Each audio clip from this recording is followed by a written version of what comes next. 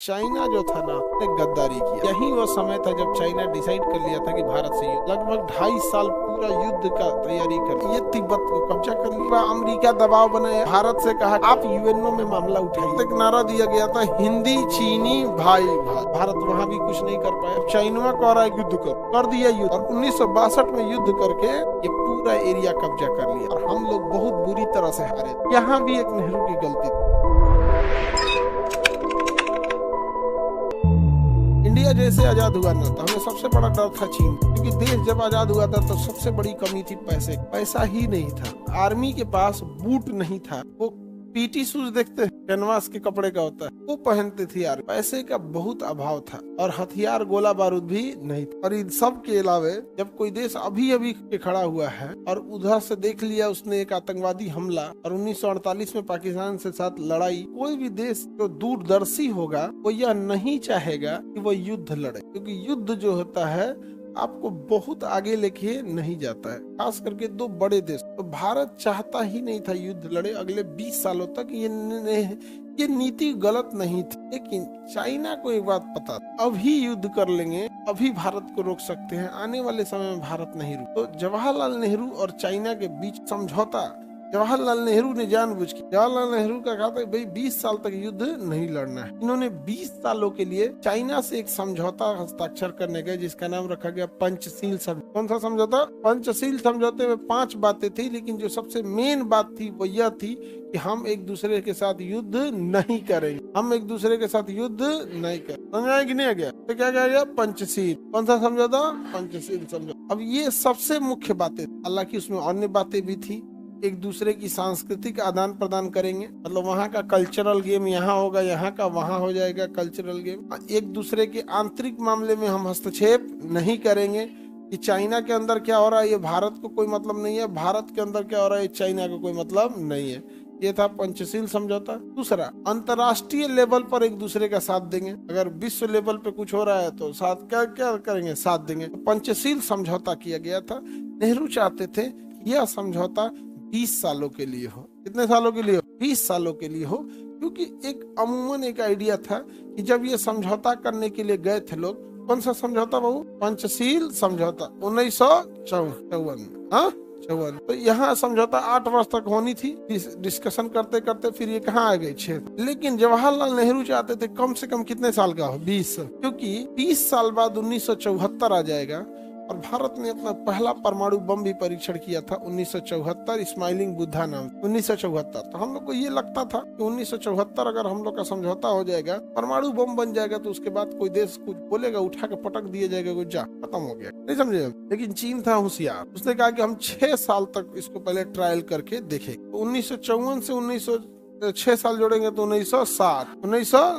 दूसरा एक और गलती देखिए, यहाँ हमारे ओर से समझौते पर हस्ताक्षर करते हैं जवाहरलाल नेहरू, और उधर से चीन के कौन करते हैं? चाउ एन लाई। कौन करते हैं? चाउ एन लाई। ये दोनों ओर से समझौता में हुआ क्या कि 20 साल की जगह उसने 6 साल ही माना। तो पंचशील समझौते में कितनी बातें थी?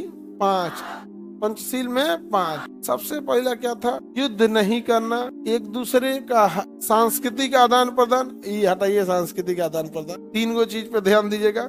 युद्ध नहीं करना है, आंतरिक मामले में हस्तक्षेप नहीं करना, अंतर्राष्ट्रीय मुद्दे पर साथ देना। अंतर्राष्ट्रीय मुद्दे पर साथ देना ये कब लागू किया गया? 1954। देखिए, एक दूसरे की अखंडता का ध्यान रखना है, एक दूसरे की अखंडता का ध्यान रखना है, एक दूसरे के आंतरिक मामले में हस्तक्षेप नहीं करना है। भारत सबसे महत्वपूर्ण था कि एक दूसरे पे कभी युद्ध नहीं करना है, अंतर्राष्ट्रीय मंच पर एक दूसरे का साथ देना है, एक दूसरे को समान लाभ, मतलब ऐसा काम करना है दोनों को फायदा हो। इसी के तहत एक नारा दिया गया था, हिंदी चीनी भाई भाई। हिंदी चीनी भाई भाई।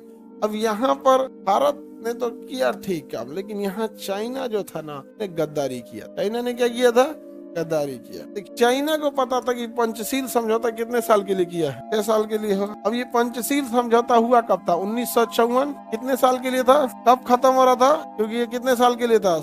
यहाँ एक देश था जिसका नाम था तिब्बत। इतना बड़ा देश था तिब्बत, बड़ा धार्मिक देश था, बौद्ध धर्म के लोग रहते थे और बहुत ही धार्मिक शांति से रहने वाला देश था तिब्बत। चाइना ने 1959 में तिब्बत पर आक्रमण कर दिया। अब ध्यान से देखिएगा कितना शातिर है। 1959 में तिब्बत पर आक्रमण कर दिया और पूरे तिब्बत को कब्जा कर, पूरा तिब्बत को क्या कर लिया, कब्जा कर 1959 में कब्जा कर। अब बताइए ये तिब्बत को कब्जा कर लिया। अब हुआ घनघोर बवाल, विश्व लेवल पे बवाल हुआ, ये गलत किया गलत किया। भारत ने भी कहा गलत किया तो चाइना पंचशील समझौता लाया, करा है कि एक दूसरे के आंतरिक मामले में हस्तक्षेप नहीं करेंगे, हम लोग कर लिए, अब चुप रहिए भारत। के बाद अमेरिका दबाव बनाया, भारत से कहा कि आप पड़ोसी राज्य हैं, आप यूएनओ में मामला उठाइए। तो अंतर्राष्ट्रीय लेवल पे एक दूसरे को साथ देना था, पंचशील समझौते में लिखा हुआ था। भारत वहाँ भी कुछ नहीं कर पाया और पूरी तरह से तिब्बत पे कब्जा किसका हो गया, चाइना इतना बेरहमी से तिब्बत को किया। एक परिवार में 5 आदमी है ना, तो पांचों को 5 कोना भेजा था, एक आदमी यहाँ रहेगा, एक आदमी इधर, एक आदमी इधर, एक आदमी इधर। अब ये कोई स्वतंत्रता की मांगे नहीं उठी, पूरी तरह तिब्बत को कब्जा कर। तिब्बत में धर्मगुरु रहते थे दलाई लामा। दलाई लामा किसी एक व्यक्ति का नाम नहीं है, जैसे टीचर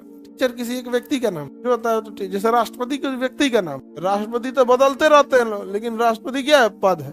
उसी तरह से बौद्ध धर्म में जो सबसे बड़ा धर्म गुरु होता है उसे हम लोग कहते हैं दलाई लामा। क्या कहते हैं, दलाई। तो तिब्बत के दलाई लामा जो बौद्ध धर्म के गुरु थे, वो भागे शरण लेने के लिए, तो भारत मजबूरी में उन्हें शरण दिया, कहा कि ठीक है आ जाइए आप भारत में शरण ले। अब देखिए भारत की यहाँ मजबूरी थी, क्योंकि बौद्ध धर्म की शुरुआत कहाँ से हुई थी। अब भारत ही शरण नहीं देगा तो गड़बड़ा जाएगा। अब चाइना कहा कि एक काम करिए, आप उसे शरण मत दीजिए, दलाई लामा को शरण मत दीजिए, वरना इसका अंजाम बहुत बुरा। और यही वो समय था जब चाइना डिसाइड कर लिया था कि भारत से युद्ध करेगा। चाइना डिसाइड कर लिया क्या करेगा, भारत से युद्ध करेगा, क्योंकि अगले साल पंचशील समझौता समाप्त हो रहा था 1960 में, 1959 में ये सब हो रहा है। जवाहरलाल नेहरू को लगा कि दलाई लामा को रख लेंगे और ये पंचशील समझौता का एक्सटेंशन ले लेंगे। क्या कर लेंगे, एक्सटेंशन ले लेंगे कि हाँ भाई इसे ये बहुत अच्छा समझौता था, इसे 10 साल और आगे बढ़ाया जाए, देने का शरण तो ले लिए। अब चाइना से रिश्ते बिगड़ने लगे।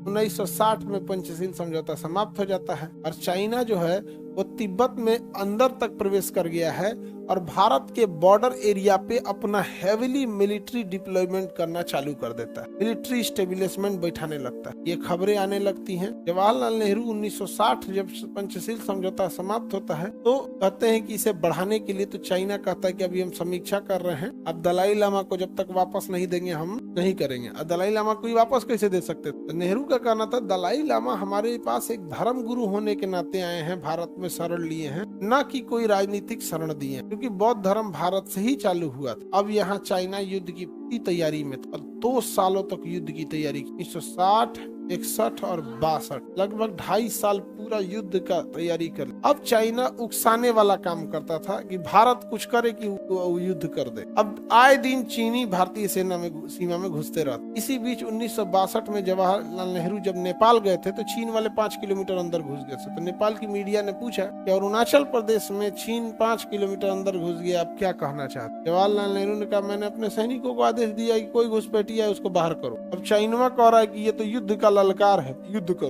कर दिया युद्ध, कर दिया चाइना 1962 में युद्ध, और 1962 में युद्ध करके ये पूरा एरिया कब्जा कर लिया, जिसे कहते हैं अक्साई चीन, अक्साई चीन। और ये अरुणाचल प्रदेश भी कब्जा कर लिया था, फिर वापस लौट गया। अरुणाचल प्रदेश कर लिया था कब्जा, फिर यहाँ से तवांग घाटी से वापस लौट गया, क्योंकि युद्ध बढ़ रहा था और हम लोग बहुत बुरी तरह से हारे। यहाँ भी एक नेहरू की गलती। उस समय में हमारी एयरफोर्स मजबूत, हमारी एयरफोर्स है, लेकिन ये कहने के लिए डॉक्यूमेंट्री में कहने के लिए है। एयरफोर्स कितनी भी मजबूत रहेगी, उस समय एयरफोर्स इतनी ताकतवर थी ही नहीं। रात में तो एयरफोर्स उड़िए नहीं पा रही थी, तो मजबूत कौन सी है? इतना न मजबूत थी कि रात में उड़ान नहीं भर पा रही थी। लेकिन हाँ ये था कि इतना भी बुरा हाल नहीं, इतना भी बुरा हाल नहीं होता। यहाँ से हमारा पूरा का पूरा कब्जा हो। 1962 में साइनो, चाइना को क्या कहते हैं, Sino India war, Sino India war. तो यहाँ से साइनो इंडिया वॉर हुआ 62 में, और चाइना ने उसे कब्जा करके लेके चला गया। और आज भी यहाँ से बॉर्डर ऐसे, तो इस बॉर्डर को हम लाइन ऑफ एक्चुअल कंट्रोल कहते हैं। तो चाइना के बॉर्डर को क्या कहते हैं, लाइन ऑफ एक्चुअल कंट्रोल। अब पाकिस्तान के इस बॉर्डर को